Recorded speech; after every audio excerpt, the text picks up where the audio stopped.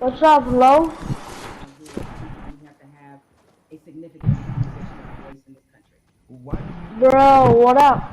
there have been videos before, and yet people still now act like they're shocked? Help me understand what's different this time from your point of view. What's your theory? It's two things that I think stood out about the George Floyd video. One, there was no yeah, but. And granted, in my mind, we've seen videos where there was no yeah, but people nevertheless invented a yeah, but. But in this one, there really wasn't one, even if you were Stretch Armstrong trying to stretch and find one, there just wasn't one. What always has just stuck with me is the look on this officer's face as he was kneeling on George Floyd's neck. It was so cold. It was as if this were Thursday.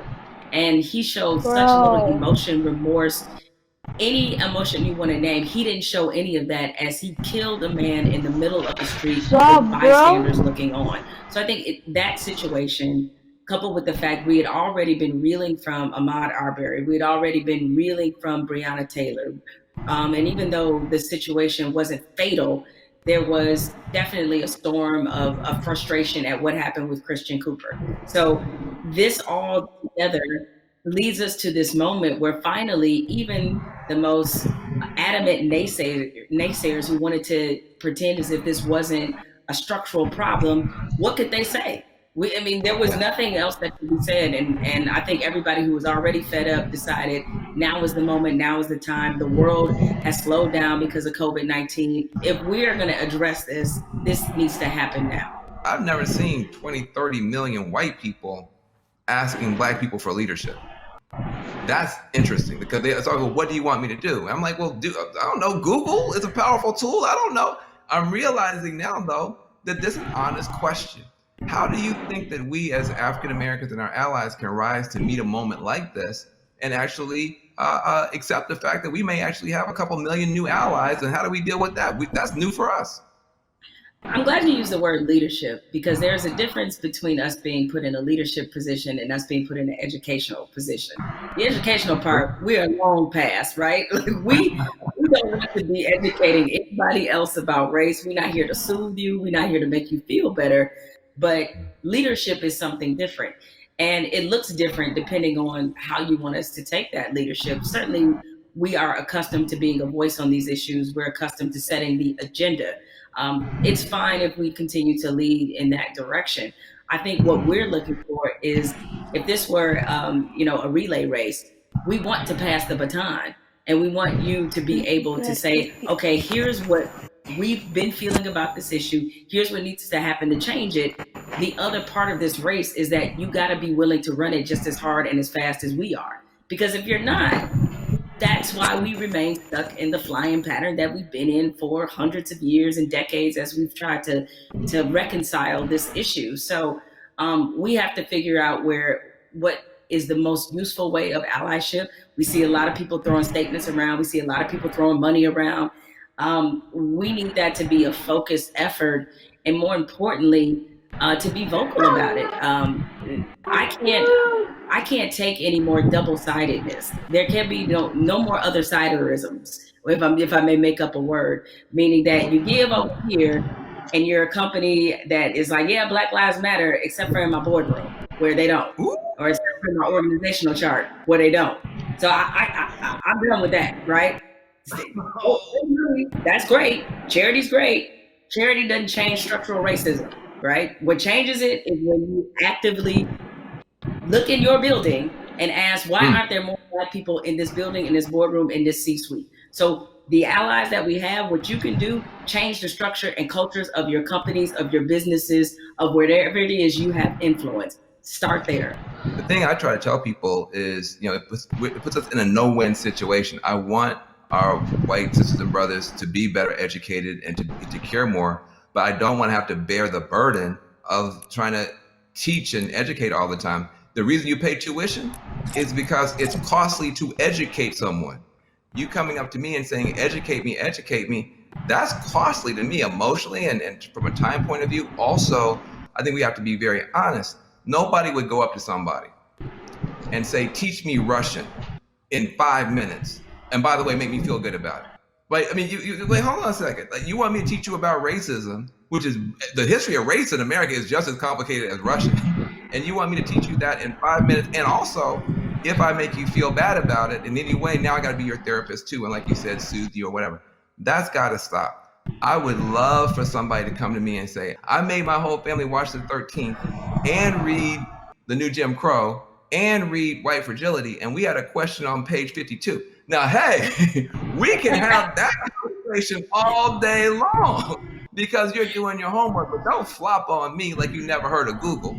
If you wanted to know about cryptocurrencies or whatever, you find that stuff out before any black person ever heard of it. So I'm sure you can educate yourself about anything you want to know. I have to say something to you because I've never gotten a chance to talk to you. I feel like I know you because I'm such a big, mad, crazy Stan and fan. But I love you to death. I just am so proud of you. I'm saying proud of you almost as Patrick. I am so proud that you exist. Where do you find the strength to continue to do what you're doing and say what you're saying, even in the face of opposition, to the point where now the whole world has to listen to you? Where did you find the strength when they weren't listening? I guess maybe this is just part of the Black woman's condition, is that we don't know any other way. And most of us, I come from a line of Black women who were just like this. My mother's like this. My grandmother was like this, where it's the old phrase we've all used as Black people, making a way out of no way. And scream until they hear you. You know what I'm saying? Is that because the opposite, to do the opposite of that is what? Is that I can't even afford to do that. I don't know any other mode but to fight for what's right, but to try to stand on the right side of history, but to speak for people who don't have a voice or a platform as large as mine, because somebody did it for me. What advice do you have for people who want to have these conversations, maybe not as well spoken, not as well read as you might be, but who really are sincere and want to have a conversation? I think you have to start from a point of honesty and being real about what some of your beliefs, prejudice, biases are, where they come from, why you learned them. I think if you take anything else beyond race, as we get older, we do a whole lot of unlearning. Young folks, when you get to like your 30s, you do a whole lot of that, right? But my advice is to always start from the point of truth and honesty and self-awareness. And you'd be surprised what you can get accomplished just by digging into those things. I mean, if you know you come from a racist background, or if you come from where race was talking about a certain way, be honest about what those conversations were and what they taught you. And ask yourself, is this the kind of person that you really want to be? Yeah, I feel like there's a 21st century mindset and a 21st century skill set that, everybody's going to need a mindset of empathy.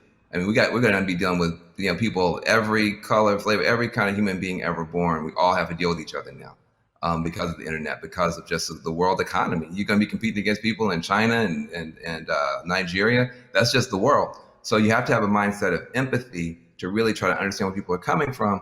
You have to have a skill set of listening.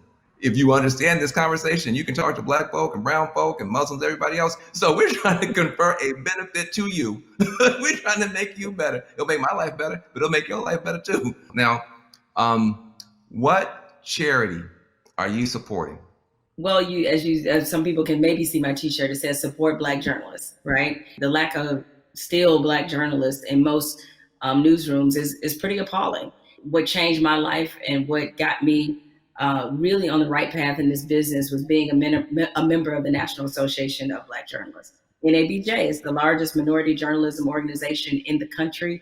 The development, the networking, job fair, internships, scholarships, what happens there has changed lives. It changed a lot of people's careers. I mean, people like you, Van, and everybody you want to think of, Roland Martin, Soledad O'Brien. It's just a number of people, Michael Wilbon, that are a part of this organization and have been able to build legacies there. And so it's on us to, again, usher in this next generation of young journalists who, I get it right now, feeling really discouraged when they look at not just what a lot of newsrooms look like, a lot of networks look like, but also we're under the under the shadow of a pandemic right now. So there's a lot of journalists who have lost their jobs. A lot of companies are downsizing. They need a reason to believe and to be in this business. And so NABJ has done so much for my career and continues to do that for others. So that's the charity that I support and the organization that has changed my life and that of many others. Well, listen, I second that, third that, and fourth that. NABJ is a beautiful organization. I've got groups I want to support as well. But what I want to say to you is just thank you, thank you, thank you for your light, for your leadership, for your courage, for your entrepreneurship, for your T-shirts and all that type of stuff. Make sure to support the sister businesses, and let's keep this conversation going. Much love to you. Thank you, Van. This is a pleasure. I got good news for you. I got bad news for you. The good news is that people are activating all around the world, all across the planet for change. That is a powerful moment. Here's the bad news. Unfortunately, this is not a one answer fixes everything situation. We're talking about systemic problems, which means it's not just one law or one person. You need 360 degrees of change to shift to get the outcome that's right. But we can get there if we keep talking, if we keep working, if we keep building. And if we do that, we can reshape America. That can be done. It's been done in the past. We can move the whole world in a better direction. So I hope that your cell phone right now is full of screenshots of these tools that we've been trying to give you to continue taking action from this virtual town hall. When the stream ends, the conversation should not end. We got to keep pushing. We got to keep going.